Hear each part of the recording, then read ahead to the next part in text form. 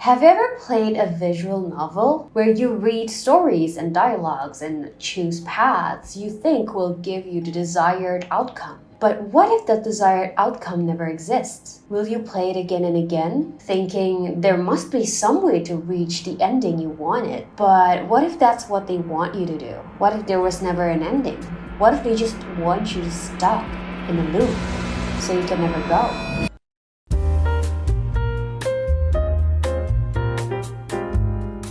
Hello everyone, I'm back again with a new video where I will try to analyze いますぐ輪廻 or Retry Now by NAKISO. The moment that I saw the music video, of course I recognized the art style. It is done by the very famous animator, you know it, channel or cast station. In the Retry Now music video, you can see lots and lots of Miku with different designs and weapons from different lives. From the very first watch, you can probably tell that the song is about a girl from this visual novel game being so obsessed with you. She went through so many lifetimes, restarting the game again and again just to achieve an ending with you. You know, the usual yandere trope, but I think there's more to the story. The English title of the song itself is called Retry Now, but the Japanese title is actually いますぐ輪廻, where 今すぐ means right now or immediately, and 輪廻 actually means Samsara or reincarnation, or more specifically, the endless cycle of rebirth. Samsara itself is a Buddhist teachings of how humans are stuck in a continuous cycle of birth, death, and rebirth. It's a journey driven by karma and our unresolved desires and attachments from our previous lives, which is very apparent in the music video and lyrics where Miku repeatedly say things like,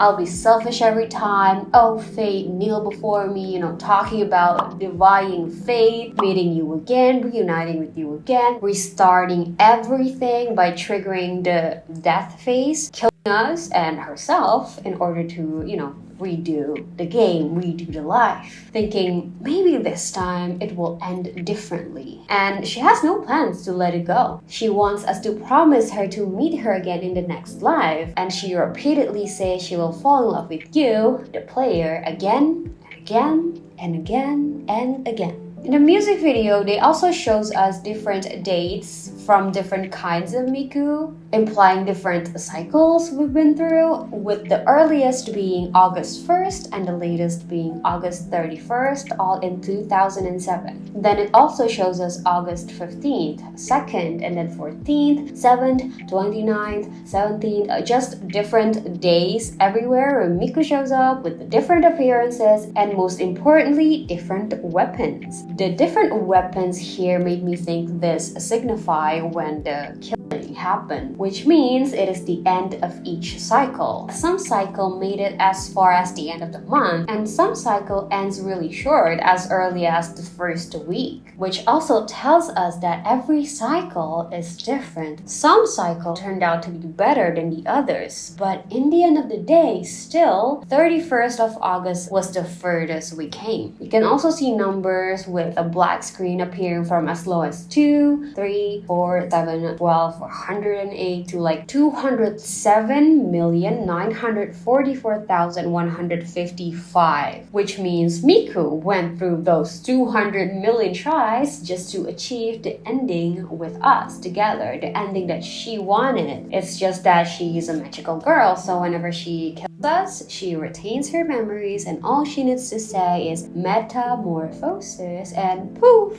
we're back to square one. Now, after the August 31st cycle is shown in the last chorus, we see 4 black screen that says beginningless birth and death, endless nights of transmigration, bound by the fetters of attachment, and the inability to escape from the cycle of life. I think this is a reference to the Buddhist teachings of how one's soul is trapped in a cycle of beginningless birth, death, and rebirth, samsara, and the root cause of it is the 3 poison, which are ignorance, attachment, and aversion. Ignorance meaning not understanding the nature of self and impermanence, not wanting to admit things as they truly are, that life is never stagnant, that people can leave, that things change and we have to accept that, not clinging to false beliefs. Attachment itself basically means desire. It can be for material things, it can be for a person, an experience, or in this case, maybe a mix of it all, because Miko wants us to end up together, which in itself are not permanent things. Yes, she can be together with us, the player, but it's not forever, and she cannot accept that. And lastly, aversion, which involves pushing away things that we don't like, where in this case, the bad ending of us not being together. Aversion leads to anger and negativity, and as we can see, she does resort to taking both of our lives again and again just to avoid things she doesn't want. And that is why she will never be free. She can never escape this endless cycle of suffering.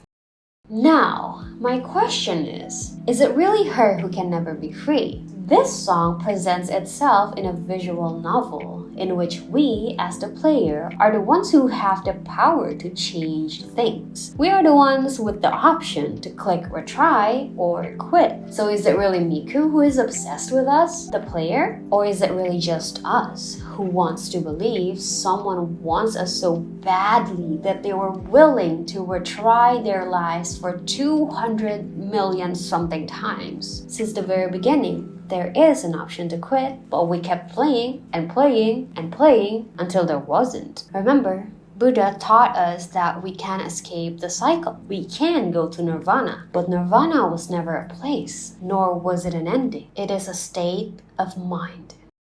And that's where I left you with this. So, do you believe in karma, in reincarnation, or fate, especially in love? I didn't really believe it until just this day, where I found out Shakespeare's wife's name was Anne Hathaway, and he told his wife that there's no such thing as a separation, and promised her that he would find her again, and at that time, she will be the one to have the spotlight. And somehow, in this timeline, we actually do have a famous Anne Hathaway, who is married to a guy who looked just like him. And apparently she, Anne Hathaway the actress, was born on their wedding anniversary. Like, how is that a coincidence? Is it a coincidence too that I uploaded this video on August 15th? Well, who knows? But after making this video, I sure as hell will try to just chill a little bit. Let go of the desires when things don't go my way. Like, no need to try to escape fate. I'm not a protagonist of an isekai anime. And maybe one day, us two will escape this endless sufferings in life. If you like this video, don't forget to subscribe, click like, and give a comment. Give me a request, guys. I read all of it and I'm listing it right now. So if you want a video for it, leave a comment below. Thank you so much for watching. Until next time, or maybe next lifetime.